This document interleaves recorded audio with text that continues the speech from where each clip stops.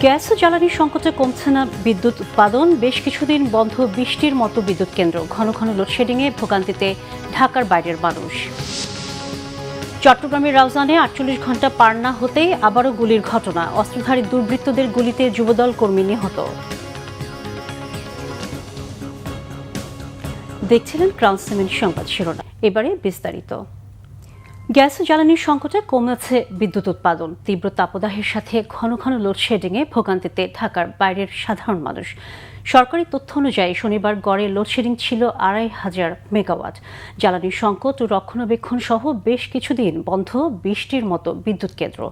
শিগগিরই এই পরিস্থিতি থেকে উত্তরণের সম্ভাবনা দেখছেন না বিদ্যুৎ ও জ্বালানি বিশ্লেষকরা। রিপোর্ট রিশাদ নাসরুল্লাহর। বিদ্যুৎ বিভাগের তথ্য বলছে, শনিবার দেশে বিদ্যুতের সর্বোচ্চ চাহিদা ছিল ১৬,৮৯০ মেগাওয়াট, সরবরাহ করা গেছে ১৪,৭১২ মেগাওয়াট, অর্থাৎ ঘাটতি ছিল ২,১৭৮ মেগাওয়াট। জ্বালানি সংকটে বিদ্যুতের উৎপাদন কমে যাওয়ায় চলতি মাসের শুরু থেকেই গ্রামে লোডশেডিং দেওয়া শুরু করে সরকার। এরই মধ্যে কাপ্তাই জলবিদ্যুৎ কেন্দ্রের ৪টি ইউনিট বন্ধ। কয়লা সংকটে উৎপাদন কমে যাওয়া এবং আদানির বিদ্যুৎ সরবরাহ অর্ধেকে নেমে আসায় সরবরাহ সংকট শুরু হয়। পরিস্থিতি মোকাবেলায় রাজধানীতেও লোডশেডিং এর সিদ্ধান্ত নেয় সরকার। এরপরও পরিস্থিতির কোনো উন্নতি হয়নি। কারেন্ট তো এমনি থাকে না সারাদিন, তারপরে একটু একটু আসে, ঘন্টাখানেক দেয়, সারাদিনে ৩-৪ ঘন্টা পাই আমরা। বাইরে তো এমনি ব্যবসা গরম, কারেন্ট তো থাকে না, ২ ঘন্টা ১ ঘন্টা পরে আসে আবার যায়, সন্ধ্যাকালীন তো একদম বন্ধ। ১৫-২০ বার লোডশেডিং, ১ ঘন্টা পর 10 মিনিট পর কারেন্ট চলে যায়। এই অতিষ্ঠ গরমের ভিতর মানুষ আরো অতিষ্ঠ হয়ে যাচ্ছে। কারেন্টের জ্বালায় কাজও করতে পারতেছি না ঠিক মতো, রাতে ঘুমাইতে গেছি কারেন্ট নাই, কালকে রাত্রে ৩ বার ঘুম ভাঙছে। বিদ্যুৎ ও জ্বালানি বিশেষজ্ঞরা বলছেন, গ্যাস ও তেলের জটিলতা না কাটলে অবস্থার উন্নতি হবে না। ভবিষ্যৎ সংকটের বিষয়টি চিন্তা করে সরকারকে নবায়নযোগ্য জ্বালানির ব্যবহার বাড়ানোর পরামর্শ তাদের। লোডশেডিং বাড়বে, যত দাম বাড়বে জ্বালানি তেলের আন্তর্জাতিক বাজারে তত লোডশেডিং বাড়বে, চাহিদা যত বাড়বে তত লোডশেডিং বাড়বে। কারণ জ্বালানি তেল আমদানি করে পাওয়ার প্ল্যান্ট চালানোর মতো আর্থিক সক্ষমতা সরকার নেই। এরপরে সরকার দাম বাড়াবে।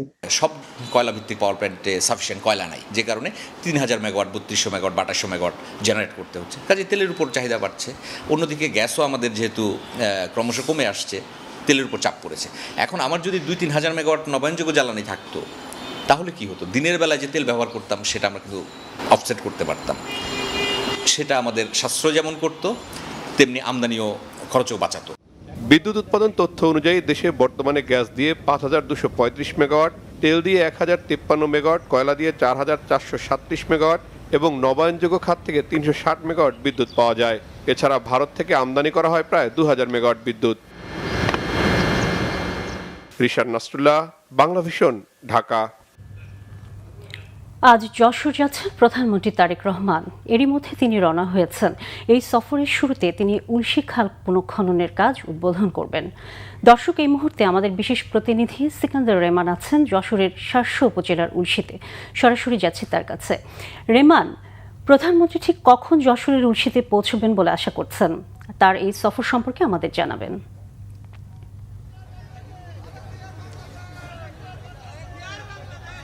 জি, বেলা 10:15টার পরে যশোর বিমানবন্দরে প্রধানমন্ত্রীকে বহনকারী বিমানটি অবতরণের কথা রয়েছে। এরপর তিনি যশোর থেকে সড়ক পথে শার্শার এই উলশিতে আসবেন। এই জায়গাটা একটা ঐতিহাসিক অবস্থান রয়েছে। শহীদ রাষ্ট্রপতি জিয়াউর রহমান ১৯৭৬ সালের ১ নভেম্বর স্বেচ্ছাশ্রমের ভিত্তিতে এই উলশি, যদুনাথপুর, বেতনা, এই যে খালটি দেখতে পাচ্ছেন, যদিও এখানে পানি নেই এই মুহূর্তে, এই খালটি তিনি শহীদ রাষ্ট্রপতি জিয়াউর রহমান খনন করেছিলেন এবং তারই সন্তান প্রধানমন্ত্রী তারেক রহমান ঠিক ৫০ বছর পরে এসে এই খালের পুনর্খনন করতে যাচ্ছেন এবং এলাকার মানুষের আর্থ সামাজিক উন্নয়নে, বিশেষ করে কৃষি ক্ষেত্রে মানুষের প্রতিবন্ধকতা দূর করার জন্যই এই কর্মসূচি বাস্তবায়ন করা হচ্ছে। তো সড়ক পথে প্রধানমন্ত্রী এখানে আসবেন এবং এই খাল কাটা কর্মসূচি উদ্বোধন করে এখানে একটি সুধী সমাবেশ রয়েছে যেখানে প্রধানমন্ত্রী বক্তব্য রাখবেন। এরপর তিনি আবার যশোর শহরে ফিরে যাবেন। সেখানে তিনি দুটি কর্মসূচি রয়েছে। স্থানীয় পাঠাগার, যেটি অনেক পুরনো পাঠাগার, সেই পাঠাগারটি তিনি পরিদর্শন করবেন একই সঙ্গে মেডিকেল কলেজে যাবেন, সেখানে বেশ কিছু কর্মসূচি রয়েছে, সেগুলো পালন করবেন এবং বিকেলে যশোর ঈদগাহ ময়দানে জনসভা রয়েছে, যে জনসভায় তারেক রহমান প্রধান অতিথি হিসেবে দিক নির্দেশনামূলক বক্তব্য রাখবেন। বিশেষ করে সরকারের যে 2 মাস পার হলো, এই 2 মাসের কি কি কর্মকাণ্ড তিনি করেছেন এবং আগামী দিনের যে কর্ম পরিকল্পনা রয়েছে সে বিষয়ে প্রধানমন্ত্রীর বক্তব্য দেওয়ার কথা রয়েছে। তো এই হচ্ছে প্রধানমন্ত্রীর সফর সূচির সবশেষ অবস্থা। রেমান, ধন্যবাদ আপনাকে। দর্শক, যশোরের 700 উপজেলার উলশি থেকে আমাদের সাথে সংযুক্ত ছিলেন সহকর্মী সিকান্দার রেমান। চলে যাচ্ছে অন্যান্য সংবাদে। চট্টগ্রামের রাউজানে 48 ঘন্টা পার না হতেই আবারও গুলির ঘটনা ঘটেছে। এবার অস্ত্রধারী দুর্বৃত্তদের গুলিতে নিহত হয়েছেন যুবদল কর্মী মোহাম্মদ নাসির উদ্দিন। রবিবার রাতে উপজেলার কদলপুর ইউনিয়নের ঈশান ভট্টের হাট এলাকায় এ ঘটনা ঘটে। নাসিরকে উদ্ধার করে চট্টগ্রাম মেডিকেলে পাঠানো হলে চিকিৎসাধীন অবস্থায় রাতেই তার মৃত্যু হয়। পুলিশ ও স্থানীয়রা জানায়, রাত 10টার দিকে ঈশান ভট্টের হাট এলাকায় একদল অস্ত্রধারী দুর্বৃত্ত নাসিরকে লক্ষ্য করে এলোপাথারি গুলি ছুড়ে পালিয়ে যায়। নাসির যুবদলের রাজনীতির সঙ্গে সম্পৃক্ত। তার বিরুদ্ধে সন্ত্রাসী কর্মকাণ্ড সহ 5টি মামলা রয়েছে বলে জানায় পুলিশ। জড়িতদের গ্রেফতারে অভিযান চলছে বলে জানিয়েছে পুলিশ। এর আগে গত শুক্রবার রাতে 3টার দিকে উপজেলার পৌরসভার 9 নম্বর ওয়ার্ডের আলিখিল গ্রামে কাউসার জামান বাবলু নামে এক যুবককে গুলি করে হত্যা করা হয়। ভুট্টার বাম্পার ফলনে খুশি মেহেরপুরের কৃষকরা। বেশ লাভ পাওয়ায় এ চাষে ঝুঁকছে তারা। ভুট্টার পুষ্টিগুণ ও অর্থকরী ফসল হিসেবে কৃষকদের মাঝে দিন দিন জনপ্রিয় হচ্ছে এই চাষ। পাশাপাশি ভুট্টার মোচা সারা বছরের জ্বালানি হিসেবে ব্যবহৃত হচ্ছে। মেহেরপুর প্রতিনিধি তুহিন আরণ্যর পাঠানো রিপোর্টে বিস্তারিত। মনোরম এই দৃশ্য মেহেরপুরের। একসময় হতো ধান, গম, তামাক চাষ। ভালো ফলন ও চাহিদা থাকায় এই এলাকার বিস্তীর্ণ মাঠ জুড়ে ভুট্টার ব্যাপক আবাদ। বিঘা প্রতি ভুট্টা চাষে খরচ হয় 15 থেকে 20 হাজার টাকা। এবার বিঘায় ভুট্টার ফলন হয়েছে 50 থেকে 55 মন করে। মন প্রতি কাঁচা ভুট্টা বিক্রি হবে 950 থেকে 1000 টাকা পর্যন্ত।